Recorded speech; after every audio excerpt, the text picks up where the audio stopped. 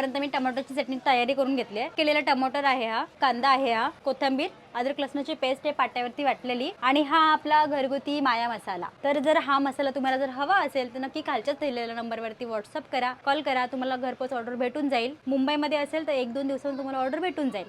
तर चला, भाजी ना आपण एका साईडला गॅसवरती स्लोमध्ये ठेवू. तोपर्यंत गॅस पेटवला, स्लो करूया आणि भाजी 5 मिनटं शिजूस तोपर्यंत स्लोवरती एका गॅसमध्ये ठेवून देऊ. हाला आपला तवा, आणि आता तवा ठेवूया. टाकूया तेल थोडंसं, कश केलेलं कढीपत्ता. ते कढीपत्ता तडतडला आहे, पाट्यावरती वाटलेली मी अद्रक लसणाची पेस्ट आहे ताजी. आणि आता हा कट केलेला आहे ना बारीक कांदा आहे, तो टाकूया आधी.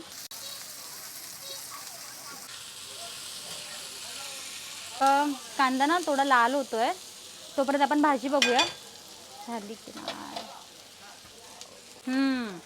बघा, या साईडला आपली भाजी पण झालेली आहे, आणि आपण झाकण ठेवूया. तोपर्यंत आता चटणी घेऊया करून. चवीनुसार एकदम कमी टाकायचं. मीठ टाकलं ना, कांदा आता परतून घेते, तर टमाटे टाकते कट केलेले.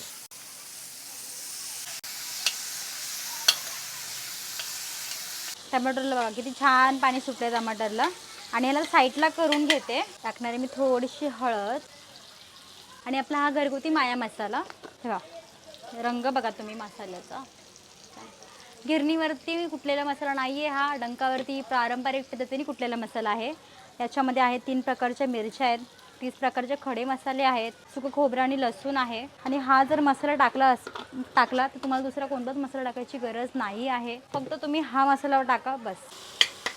आणि याला मस्त एकजीव करून घेऊया मसाल्यामध्ये. आता जेवढं छान सुगंध येतोय, अजून परतायचं बाकी आहे. माया मसाल्याची कमाल आहे ही, बस बाकी काही नाही ना. मॅश करते थोडंसं हलकं मॅश केली ना, एकजीव होतो. मॅश केली तर एकजीव झाली आहे बघा. कोथिंबीर टाकून देऊया वरतून, आणि आता मिक्स करून घेऊ. आणि गॅस बंद करायचा. आता गॅस बंद करते मी, तवा तापलेला आहे आपला. तर ही रेडी झाली आपली टमाटरची चटणी माया मसाल्यातली. बघू शकता आपली चटणी झाली आहे.